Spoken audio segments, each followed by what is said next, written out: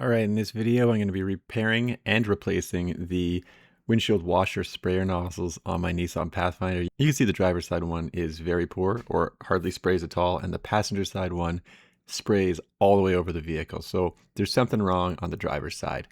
Now, these are pretty simple mechanisms. It's just a nozzle with a rubber hose that goes back to a Y connector. And then obviously the Y connector is going to go back to the pump somewhere. So if you have an issue with the pump, obviously that's a problem.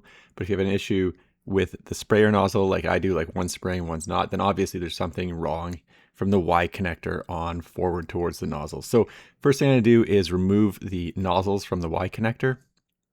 And I am going to use compressed air to simply blow out the lines on the driver's side nozzle. You don't necessarily need an air compressor to do this. There are other things that you could use, such as computer duster or that kind of thing, or you can just use like a solvent like I'm going to do here. So I do pull the nozzle out of the vehicle, and I'm going to show you how to do that in a second when I replace it. But you could also use something like a solvent to spray in there and try and clean out any debris or junk that could be in there. After 10 years, like the rubber hose can break down, little bits of stuff could get stuck in there. That is possible. But this one, you can see it's shiny. So when I removed the Y connector, I ended up snapping the plastic on the passenger side one, and I had to crazy glue it back together. So that's why I bought new nozzles. If I didn't break the passenger side one while fixing the driver's side one, I wouldn't have bought these things. So these are the ones that I bought to replace it because I didn't want to go the winter with a crazy glued nozzle. They're Dorman, and I got them from Rock Auto. Seemed to be the lowest price that I could find. And pretty simple. Again, to install these things, I'm going to disconnect the Y connector, trying not to break anything this time. And also making sure that I don't break any of those little plastic clips that hold down the plastic trim piece there. So you can see the Y connector that goes back to the windshield washer fluid pump motor. I find for these ones, just like a flathead screwdriver works. Just get it on one side, give it a little pry upwards, and it'll pop out the one side, and then go to the other side of the spray nozzle just like that, and it'll pop out the spray nozzle completely, and then obviously you just pull it right out and through. So there's the old one versus the new one. They're pretty similar, couple little differences between them, and the overall cost on each of these things was I think $16, but because I'm in Canada, the shipping cost was actually pretty high. They're still cheaper to get them off Rock Auto than it was to get them in Canada through Amazon. But after the shipping, it was pretty close in price. So the driver's side one is the same deal. There's just a few clips that you need to remove that hold the rubber hose to the plastic trim piece.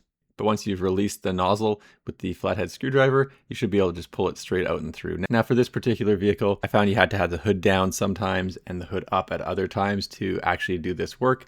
And this is one of those times where the hood had to be down. Obviously, you get the sprayer nozzle pointed in the right direction, pretty straightforward, and push it down. And there's little clips on the nozzle that will lock it in place.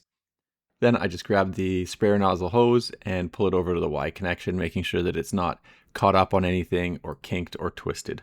And then I just plug the passenger and driver side spray nozzles into that Y connector.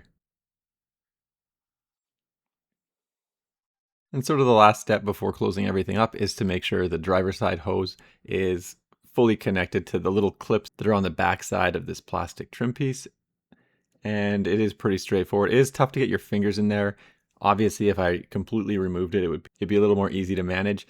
But with it just lifted up a little bit, it's not too bad. And then you can see there's little white connectors on the rubber gasket that go through the plastic trim and into the metal on the vehicle.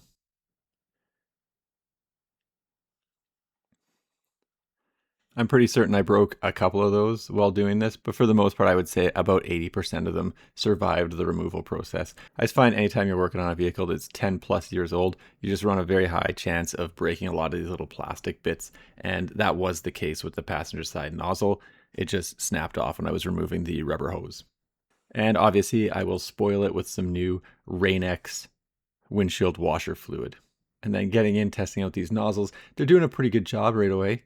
Definitely a different spray pattern than the old nozzles. I am going to have to go out and adjust the nozzles to make sure that they're spraying into the right location. So after a little bit of adjustment, this is what I ended up with. And to adjust these things, I just used a flathead screwdriver, and you could adjust them left or right or up or down. So you just put your flathead screwdriver in there and manipulate where the sprayer is pointing. Anyway, hopefully this helps somebody out. Thanks for checking out my video. Don't forget to like and subscribe.